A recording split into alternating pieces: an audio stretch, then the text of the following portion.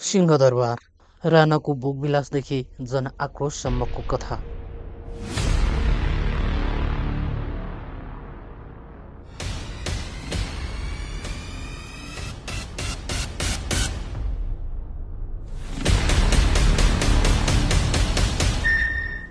विक्रम सम्वत 1958 असार 10 गते नेपालले नयाँ प्रधानमन्त्री पाए। चन्द्र शमशेर नाजुक शरीरका कारण फिस्टे महाराज भनेर परिचित उनले मेट्रिक पास गर्ने नेपालका पहिलो प्रधानमन्त्रीको उपाधि पनि पाए। आफ्नै दाजु देव शमशेरलाई सत्ताबाट हटाएर सिंहासनमा पुगेका चन्द्र शमशेर महत्वाकांक्षी मात्र होइन, सत्ता र भोगविलास लालसाले भरिएका व्यक्ति थिए। पुरानो थापाथली दरबारले उनको आँखा तृप्त पार्न सकेन। उनले सुरुमा सेतो दरबार र लाल दरबार किन्न खोजे, तर कुरा नमिल्दा 4 बुर्जा दरबारतर्फ मोडे। त्यहाँ पनि अत्यधिक मूल्यका कारण पछि हट्नु पर्यो। अन्ततः आफ्नै दरबार बनाउने निर्णय गरे। 350 रोपनी जग्गा प्रति रोपनी 90 रुपियाँका दरमा किनियो। दरबारको नक्सा कुमार नरसिंह राणा र किशोर नरसिंह राणाले तयार गरे, जसमा युरोपेली वास्तुकलाको मिश्रण देखिन्थ्यो। एसियाकै ठुलो दरबारको जन्म विक्रम सम्वत 1960 निर्माण थाल्दा योजना केवल परिवार बस्नलाई महल बनाउने थियो, तर निर्माण अघि बढ्दै जाँदा त्यो संरचना एसियाकै भव्य दरबारमा परिणत भयो। कोटीहोम यज्ञपछि चन्द्र शमशेर विधिपूर्वक सिंहदरबार छिरे र त्यहीबाट 28 वर्ष शासन गरे। 1700 कोठा र 9 चोक भएको यो दरबार युरोपका कुनै राजमहलभन्दा कम थिएन। इटालियन सङ्गमरमरले ढाकिएको भुइँ, चित्रले सजिएको छत, चाँदीका फर्निचर, क्रिस्टलका झुमर, बेल्जियमका ऐना र रङ्गीन बेलायती काँचले सजिएको दरबार विलासिताको प्रतिमूर्ति थियो। खर्च भने आश्चर्यजनक रूपमा कम, करिब 50 लाख मात्र, किनभने काठ निशुल्कै छरियाको जङ्गलबाट काटेर ल्याइयो। कामदार तथा गरिब जनतालाई ढिँडो र नुन दिएर, सेना, प्रहरी र कैदीलाई जबरजस्ती खटाएर जेल बनाउनलाई दिनको 4 देखि 6 पैसा दिएर काम गराइयो। वास्तविक खर्च भने युरोप र भारतबाट आयातित फलामे सामग्री र सजावटी सामानमै गयो। तर चन्द्र शमशेरको लोभ यही थामिएन। उनले सिंहदरबारलाई 2 करोड रुपियाँमा सरकारले किनेको घोषणा गरे।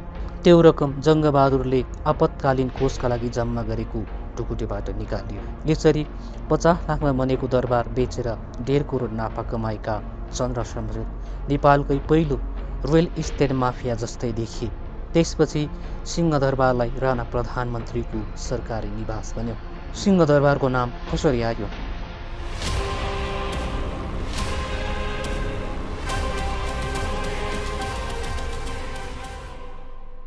दरबारको नाम पनि रोचक छ।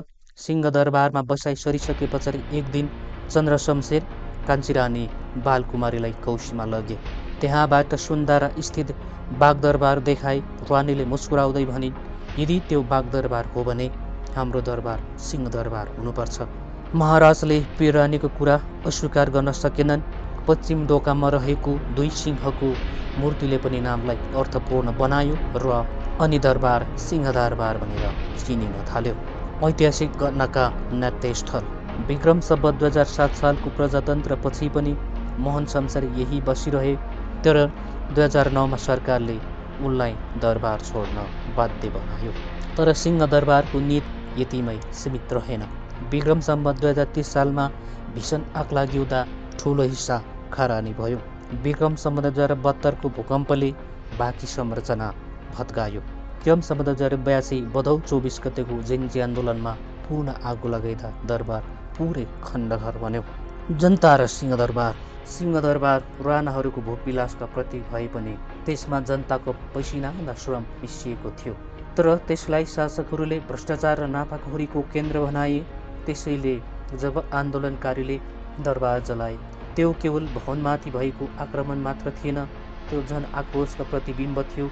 सिंहदरबारको यो विनाशले केवल भौतिक संरचनाको क्षति मात्र होइन, नेपालको ऐतिहासिक, सांस्कृतिक र प्रशासनिक पहिचानमा पनि गहिरो चोट पुर्याएको छ। सिंहदरबारले राणाको विनाश, प्रजातन्त्र उदय, आगलागी, भूकम्प सबै देखिसकेको छ। तर जेन्जी आन्दोलनले पुरानो सिंहदरबारलाई समाप्त गर्यो। अब प्रश्न उठ्छ, के नयाँ ऊर्जा, नयाँ पहिचान र नयाँ सङ्कल्पसहित सिंहदरबार फेरि उठ्नेछ। तपाईहरुलाई आजको भिडियो कस्तो लाग्यो? राम्रो लागेमा भिडियोलाई लाइक, च्यानललाई सब्स्क्राइब र कमेन्ट सेक्सनमा कमेन्ट गर्न नभुल्नुहोला।